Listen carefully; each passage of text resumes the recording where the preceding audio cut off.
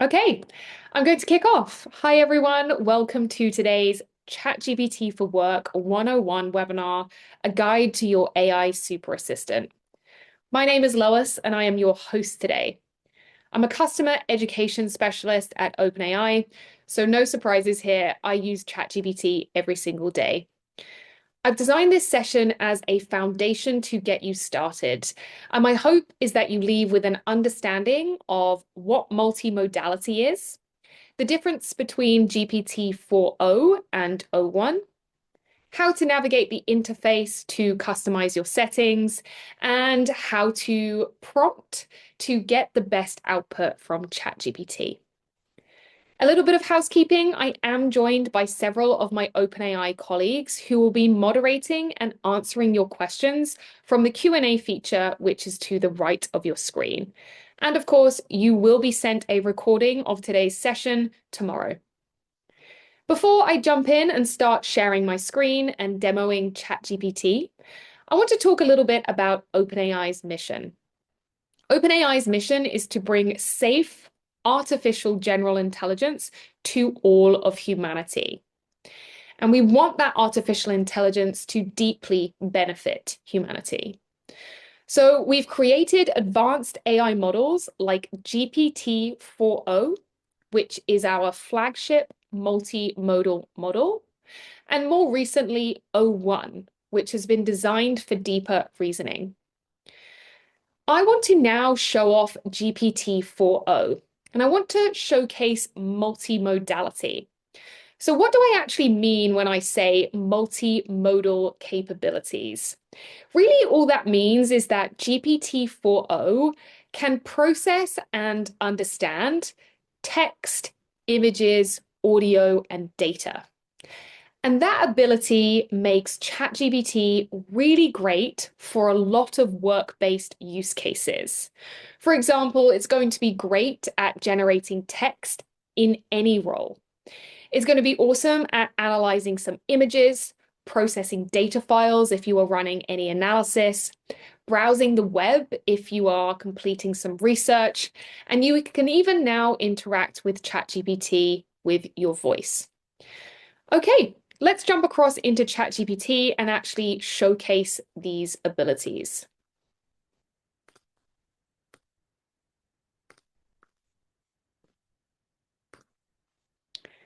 In my first demo, I am going to upload some text as a prompt, and I'm going to ask a very simple question of ChatGPT. First, what you'll notice is in my ChatGPT interface, the chat window occurs in the center of the screen. So this is typically how I engage in a conversation with ChatGPT. And what you'll notice is the default model when you come into an enterprise or a team environment, it will be automatically selected on GPT 4.0. What I'm going to do is ask a very simple request of ChatGPT. Help me generate innovative ideas for the next team building offsite as a list of bullet points. If you've worked with ChatGPT before, you'll know that ChatGPT is very good at responding with a text-based response and is very good for ideating and brainstorming on certain tasks. Here we have a lot of creative suggestions that is going to help us think about potential ways to structure this offsite. The one thing I love about ChatGPT is it is very responsive to your request for a certain type of output. So what I mean by that is ChatGPT has responded and provided bullet points. But if I wanted this information, for example, in a table, I could simply express that in the prompt. And I'm going to talk about prompts a little bit later on, what they are and how you structure them. But essentially, a prompt is any time we are asking for information from ChatGPT, we are asking a question.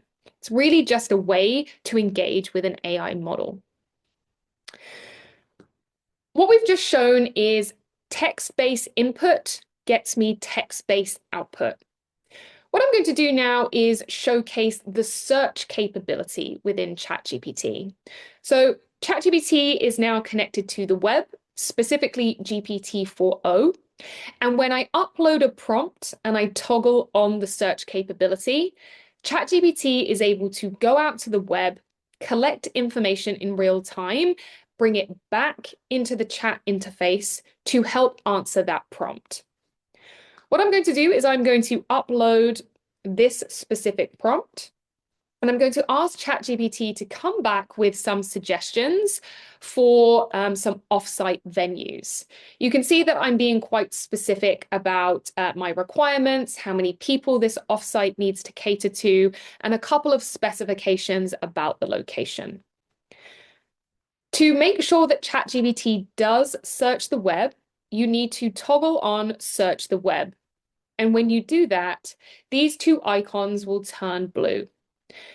When I send this across, you'll notice straight away that ChatGPT actually tells you what it is doing. It is searching the web, it is looking for suggestions for this on-site. And then what I really love about this example is you can see that we have a nice comprehensive map view, and all of the suggestions can be scrolled through. So I'm actually able to zoom in and out of this map to understand where these venues are. The other thing I love about using ChatGPT to search the web is that ChatGPT identifies all of the sources that were searched to get this information. That means if you are doing a piece of research at work in a work-based setting, you can understand all of the sources and actually go and explore those sources in more detail. So if you are completing a piece of research, you're trying to understand a topic in more detail at work, you want to understand how to prepare for a customer call or the types of trends in a specific industry or market, using ChatGPT to search the web is going to significantly reduce the amount of time you spend manually researching by running something like a Google search.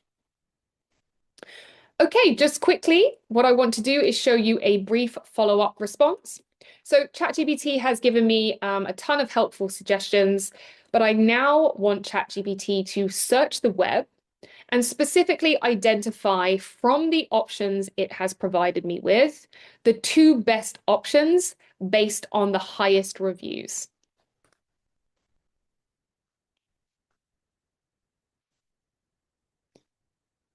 And there we have the two top-rated venues with an email address and a website and also a phone number. I'm able to contact these venues straight away to help me book and organize this team offsite. Okay, I want to move away from communicating with ChatGPT with just text. Instead, let's engage ChatGPT in a voice conversation. So using the same offsite scenario, let's imagine I'm now presenting at the offsite. So I need to plan my presentation. What I'm going to do is I'm going to ask ChatGPT for some assistance with this task using only my voice. Now to do that, what I need to do is I click on Use Voice Mode, and that is going to open an interactive view where I can kick off this voice interaction. Hi, ChatGPT, are you there? Hi, Lois. Yes, I'm here. How can I help you today? So I'm planning to present a program of work at an upcoming offsite. There is a lot of leadership, it's a huge number of people, and I really want this presentation to go well, and I want to deliver my program in a really engaging way. I have a 10-minute slot. How would you suggest I approach a presentation like this? For a 10-minute presentation to a large leadership audience, start with a strong opening to grab attention, maybe a compelling anecdote or a surprising fact. Then clearly outline the key points of your program, focusing on what matters most to them. Visual aids can help keep things engaging. Finally, wrap up with a strong conclusion and a clear call to action. Keep it concise and impactful. Does that help? Yeah, that's great. Thank you so much, ChatGPT. You're welcome. If you need any more help with your presentation, just let me know. Good luck. So what you've seen there is I was able to engage in a quick voice conversation with ChatGPT. So rather than typing out my prompt, I was able to voice my prompt, or I was able to have a conversation. And what I love about voice is that when the interaction closes, the entire conversation is captured in this window here. So that means that you can re-engage ChatGPT in a conversation that you had a couple of weeks ago even, and you can pick up where you left off. You can also copy and paste or export the chat and take it elsewhere as well. Great, so what I've just shown you is text-based input and getting a text-based output, leveraging the search capability to help you with research activities. And now we've just used our voice to simulate and prepare for a really important meeting or interaction. So whenever I'm talking about these scenarios, I really want you to reflect on your day-to-day. How can you be modifying these scenarios that I am showing you and then tailoring them to you and your role? For example, could you use voice to help you prepare for an upcoming meeting or maybe even a customer call? Okay, so let's come on to my next multimodal demo. So we are moving away from voice and we're now talking about vision. So ChatGPT has the ability to analyze images and then it's able to provide clear text-based summaries.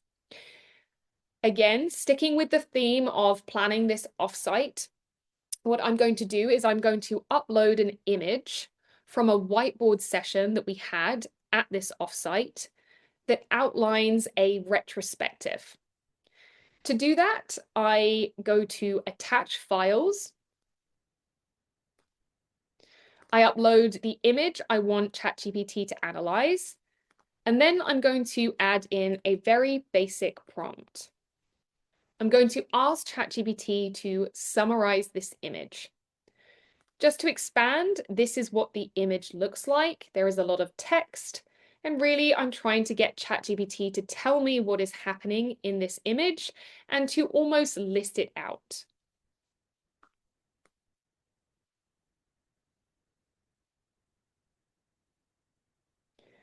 And there you can see that ChatGPT has done a really great job of identifying what is in this image and then pulling out the text. This is quite a basic example of how to use vision. But again, what are you doing in your day-to-day that would allow you to use ChatGPT in this way? Are you also creating whiteboard images?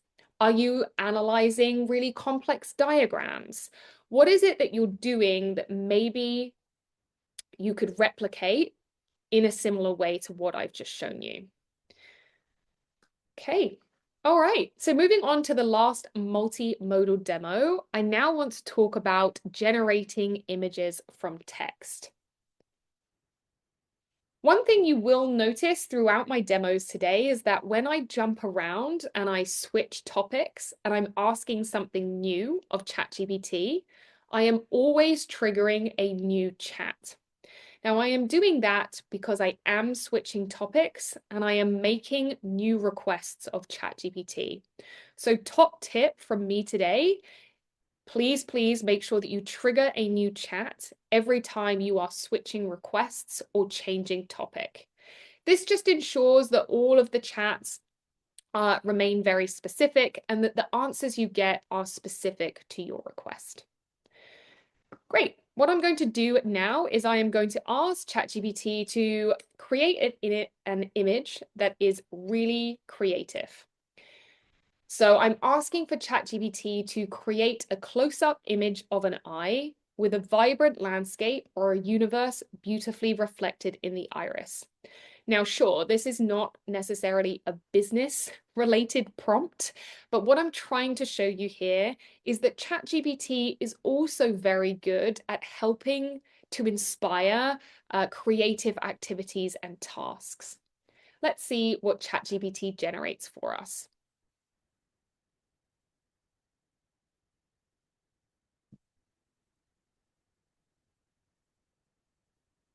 Sometimes with ChatGPT, you need to wait anywhere from 10 to 20 seconds. And we can see there a very creative, beautiful image of an eye. And I really love this example. It's very simple, but I've been highly specific and I've received an image that quite frankly is incredibly creative. One thing to note, and this is really important, large language models are non-deterministic. So that means models like GPT-4o will not give you the same output twice if you use the same prompt twice. So let me show you exactly what I mean by that. I ran this demo a little bit early on, and you can see that I used exactly the same prompt, but the image that I got back was different. And so you can expect to get really similar style images, but you should not expect to get the same image every time. And so this randomness is actually built into the model. This is a feature, not a bug. So you should expect to see slight differences with every output that gets generated.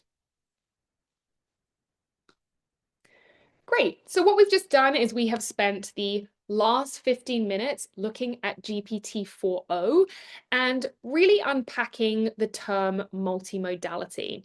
So I really hope that in the last series of demos, you're able to see that you can interact with ChatGPT in different ways. You can upload different input like images. You can talk to ChatGPT. You can get a search of the internet, and that is going to support you with a huge number of use cases. I now want to move on to talk about O1. So when we come back up to the model selector and we click on the drop-down option and we select O1, you will see that that flipped the model and we're now able to engage with O1. But what does that actually mean? So OpenAI's O1 is an advanced reasoning model that has been designed specifically for solving very complex problems with clarity and precision. So unlike GPT-4o, which is pretty responsive, very quick, O1 takes extra time to deliver more thoughtful and detailed responses. And it does this by building a chain of thought, which makes some of its reasoning more transparent and easier to verify. So I want to be quite clear that O1 is going to excel in areas like math, strategy, coding, and logistics, and also scientific problems as well. And so I would really encourage you to think about when you come to ChatGPT, what is the problem or the task in hand? If it's pretty straightforward, everyday business use cases like help me with this writing task or analyze this file, GPT-4o is 9 times out of 10 the best model to use. If, on the other hand, you are working in logistics, operations, strategy, maybe even finance, and you're looking to complete a very complex task that involves figures, percentages, projections, think about maybe testing with O1. But again, to reiterate, 9 times out of 10, GPT-4o is going to work perfectly. So I do just want to make it quite clear that these are two different models and they have been designed to help you as users achieve two different outcomes. What I'm going to do in this demonstration is I'm going to upload a rather complex prompt for a pretty complex scenario, just to show you how different they are. So in this demo, let's imagine that I work for a mid-sized manufacturer and I'm trying to decide between two investments. So one investment is me considering modernizing an assembly line to achieve 20% more output. And the option number 2 is about investing in a digital marketing strategy to help grow sales by 5%. What I am trying to do is I'm trying to get ChatGPT to help me model and predict kind of both of those two scenarios and help me understand the return on investment if I was to choose either one. So let's just take a step back, because this is a very real scenario that we do in business all the time.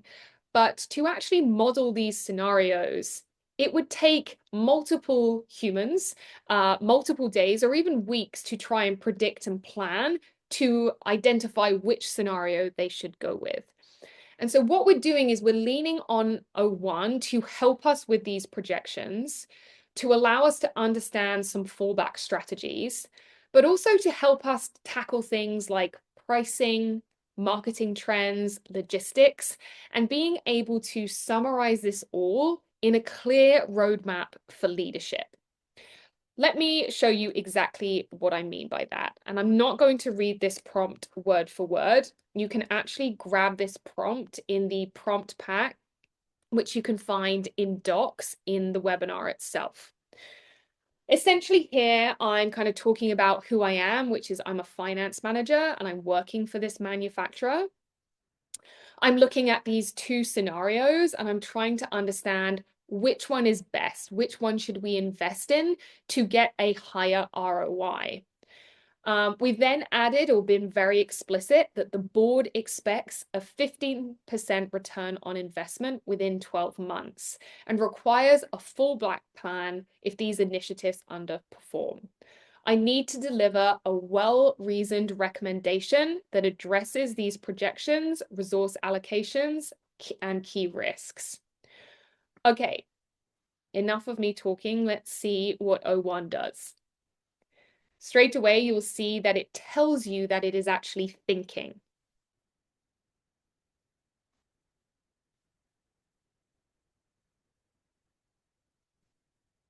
So O1 has identified that it thought for 11 seconds, and it's now provided a structured recommendation that considers ROI, resource allocation, key risks, and some fallback alternatives.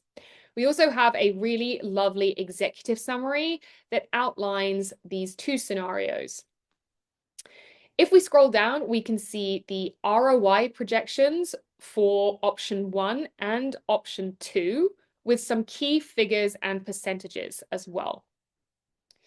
We then can see how O1 has modeled through the resource allocation strategy against each option. And then we have a clear key risks and mitigation section, the alternative strategies, and then a recommendation. So this is incredibly comprehensive. ChatGPT has come an incredibly long way from just being able to answer very basic questions. We're now able to partner with a reasoning model like O1 to really map out and model some incredibly complex scenarios that previously would have taken a number of humans multiple days. This is a very, very powerful use case. And there we have a pretty robust conclusion. And in summary, the digital marketing strategy is simpler, requires a smaller outlay, and still exceeds the 15% ROI target. So this type of activity is going to be kind of expedited when we use O1. Okay, moving away from O1 and 4O, I do want to help you navigate the interface. So let's talk about that briefly in the next couple of minutes. I'm then going to move on to talk about Canvas, which is the ability to partner with ChatGPT on writing and code. And then we're going to wrap up today with some tips about prompting. Okay, let's talk about the interface briefly. So we've spoken about the chat window, and we've spoken about adding prompts. And we're also now clear that when we come to the model selector at the top, we can also identify the model that we would like to interact with based on the task in hand. One thing to note is that on the left-hand side, all of my chats are stored. So if I ever want to go back, re-engage in a chat, I can. And I also have the ability to rename a chat, delete a chat, or also add a chat to a project. I'm going to talk about projects and GPTs in next week's 102, and we're actually going to build a project and we're going to build a GPT. But just at a high level, projects are a great way to organize chats that fall under the same topic. So again, if you had multiple chats going for a specific project, say for example, campaign analysis, you can then drag and drop all of these chats that relate to that topic into that project. Really great way to keep your ChatGPT space organized. GPTs are essentially customized assistants. They allow you to do a task over and over again. So you provide the GPT with very specific instructions and it's able to automate a task. Again, I'm going to go into the GPT store and GPTs next week.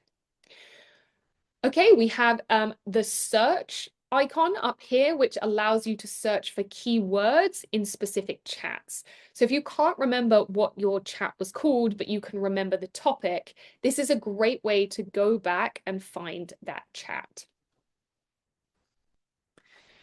If we come to the top right and we look at the circular avatar, what we'll see is the environment that we're working in. So this is our workspace.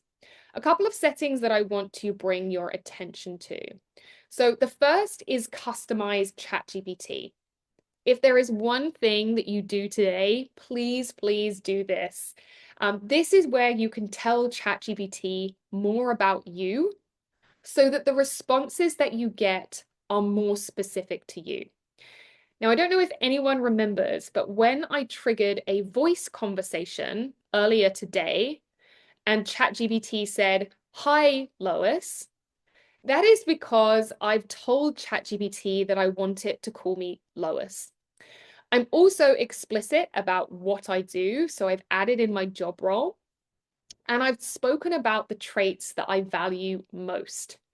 And I've also identified my specific role, the company that I work at. So please, if there is one thing that you do today, customize your ChatGPT, because I'm telling you that you are going to get more specific responses that are relevant to you and your role. Okay, perfect. Let's move on to settings. So coming down into this view here, just a few things to note. If you ever want to archive or delete chats, you can do that from this view here. And in personalization, you can also toggle on and off memory. Now, similar to customizing instructions, if you have memory toggled on, that means that ChatGPT is going to remember some specific things about you so that future chats are more personalized to you. Now, please note, slight caveat, everything you're seeing here is in my view and in my workspace. Your company admin may have some of these capabilities or features turned on and off. So if you're not seeing everything that I am seeing, I would encourage you to reach out to your ChatGPT admin to ask them if that capability or that setting is available. Great. Okay, what I want to do now is I want to talk about the toolkit. So the toolkit can be found in the chat window, and this toolkit is going to offer some additional capabilities. Oh, and we're just in 01, so top tip from me, make sure that you're in 4.0 if you want to access the full toolkit. 01, we're still working through 01, and 01 doesn't have access to everything that 4.0 does. So let's come down to the toolkit, and specifically, I want to talk about Canvas. So Canvas is an interface for real-time collaboration with ChatGPT for writing and coding tasks. What it does is it actually reduces the back and forth when you're trying to get a colleague to review your documents, and it is going to proactively offer suggestions and feedback to help you with writing tasks. What I'm going to do is I'm going to upload a blog post that I've been working on, and I'm going to ask Canvas to provide some feedback and to help me with this piece of writing. First of all, I'm going to add in a prompt. So I've toggled on Canvas and you'll see that it's now in the chat window. And I'm going to ask for some feedback on this blog post. I'm then going to break this out and I'm going to enter in the raw text of the blog post into the window here. What I'm going to do is I'm going to send that across and you'll see that this interactive view here suddenly changes. And then the blog post is being pulled into a single view in the center. And so what I can do is I can now engage with a conversation with ChatGPT on the left and ask for specific things. And ChatGPT is actually going to edit all of this text in this main view here. And you can see as well that you yourself, whenever you highlight text, you can either ask ChatGPT to do something, or you can change aspects of the written word. For example, I could ask ChatGPT to reduce the blog post by 10 words. Let's imagine I have a word limit and I need some help doing this. ChatGPT is going to go through and take out the unnecessary words for you. The other thing that you can do is you can go down to the bottom right and click on Suggest Edits. So this is where ChatGPT is really going to act as your thought partner. It is going to go through the blog and it is going to make some suggestions for what could be better. So this is a real world example of me getting some partnership with ChatGPT and some support on a document that I am writing. Then what I can do, if I like these suggestions, the same as asking a colleague to help you out, I can click apply, and those changes are going to be made directly to that blog post. Okay, and just to cover off some of the other settings here, I can adjust the length. So if I actually want to expand the blog post or make it more detailed, I can do that. I can adjust the reading level. So say, for example, I'm talking to a very like a different audience and I want to increase the complexity of the language, I can also do that.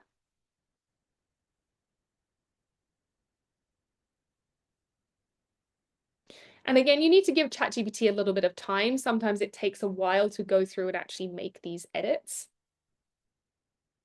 And you can see there that actually by changing the audience and the reading level, it has actually increased the length there. I don't love those changes, so I'm going to go to the previous version. So that's something to bear in mind when you're working with Canvas, is you can actually select the previous version and it will take you back. I'm then going to click on Restore this version. And then finally, I am going to add final polish, which is going to get it ready to go public online.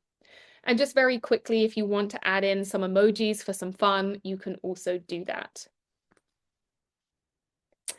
One thing I'll note is that Canvas, incredible for coding. So if you are an engineer right now and you want ChatGPT to act as a pair programmer, simply grab the code that you're working on, paste it into the chat window, select Canvas, and then you will actually have an option that sits down in the right-hand corner that allows you to debug code and get suggestions as well. So it's exactly the same format and interface, but it is incredible for code. So please, please, if that is your use case, test it out. Great, so what we have is a blog post, it's ready to go. But something that's really important, we obviously love that ChatGPT can now help you and can partner on your work. But as with all things in ChatGPT and with any AI model, they can make mistakes. So it's always worth getting your final version and having a colleague or a human always review the work before you send it on. And this is something that we call human in the loop. Humans should always be driving the output of AI models, and that's no different in ChatGPT. So please make sure that you're checking the work before you send it on.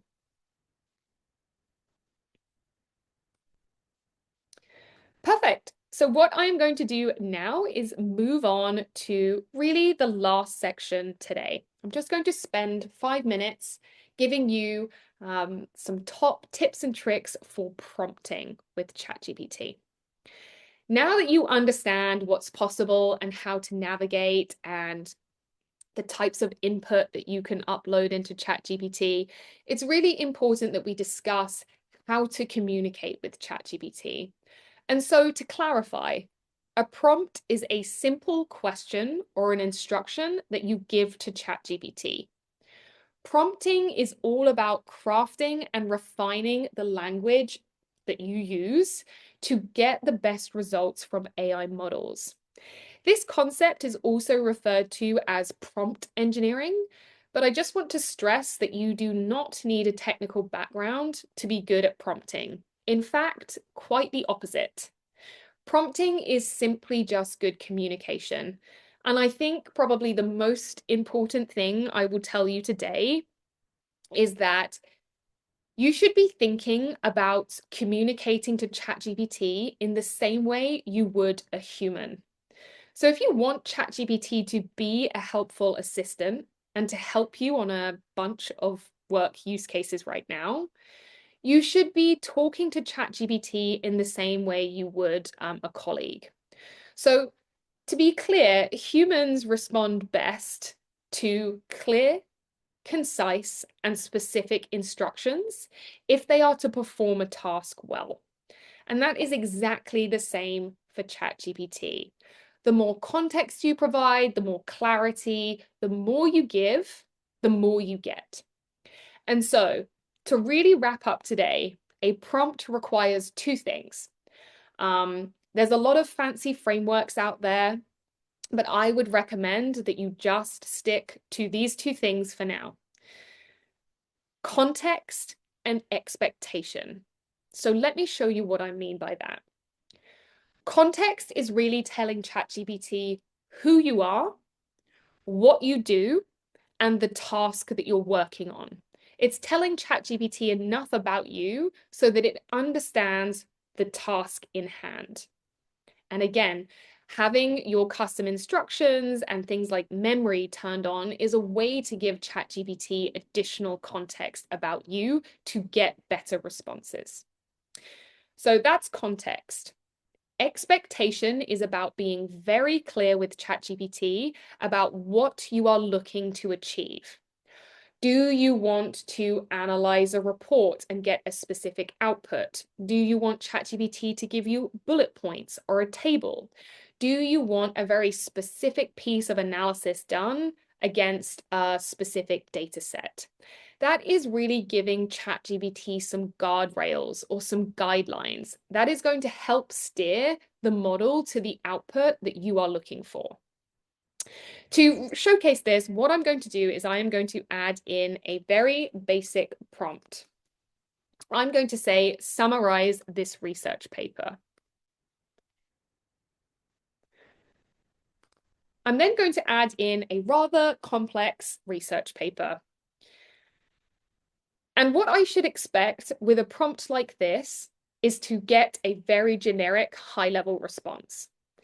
And in some scenarios, that's great. In some scenarios, that is what we are looking for.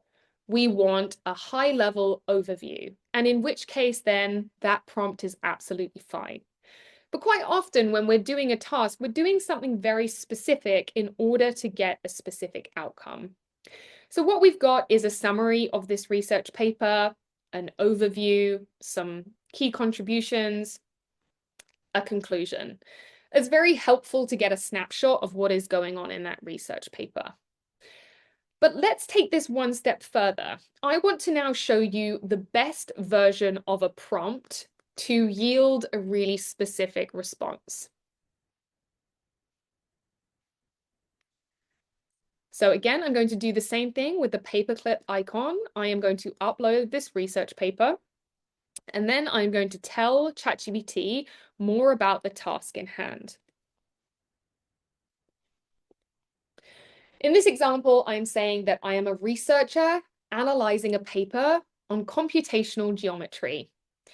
And I'm specifically looking at the concept of geometry images for surface representation. Attached is a paper that includes various figures and diagrams. I need a detailed breakdown of each image, including its context, key features, and relevance to the concepts discussed in the paper. Okay, this is quite a complex scenario, but can you see how specific you need to be and how much you need to tell ChatGPT about your task to get a great output? So I'm this researcher, I have this paper, there's a very specific thing I want out of the paper, which is to understand the images within that paper. And I want to understand kind of the relevance at large. This type of prompt is going to get me a very, very different response.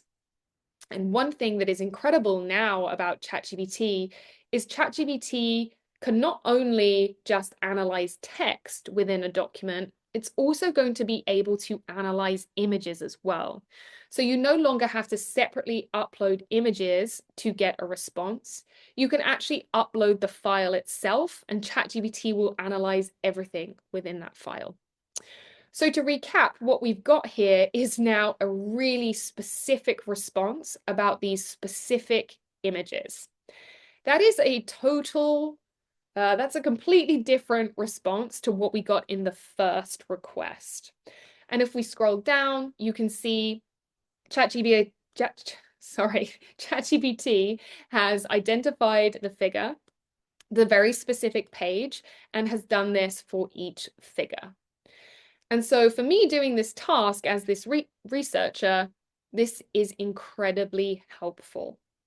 So to recap, if you are engaging in a conversation with ChatGPT and you are adding a prompt, make sure that the prompt has a lot of context or enough context about you and the task in hand, and that you are being clear about your expectation. You are clearly defining the output that you are looking for. And that really kind of comes to the end of the session today. So I hope that that was helpful. And I hope that you got a lot of suggestions and ways that you can use this for work. But I just want to recap. Today, we have covered multimodality using 4O. We've looked at complex problems with O1. We've navigated the interface, and I've taught you how to trigger something like Canvas. And we've also been prompting to get information, and those prompts really need to have context and expectation. In next week's 102, I'm going to be diving into projects and we're going to be building a GPT together. So please sign up if that's something that's of interest. So thank you so much. I would love for you to take a minute to fill out a survey to give us some feedback. And of course, we hope to see you back here next week for 102. Thank you so much for your time.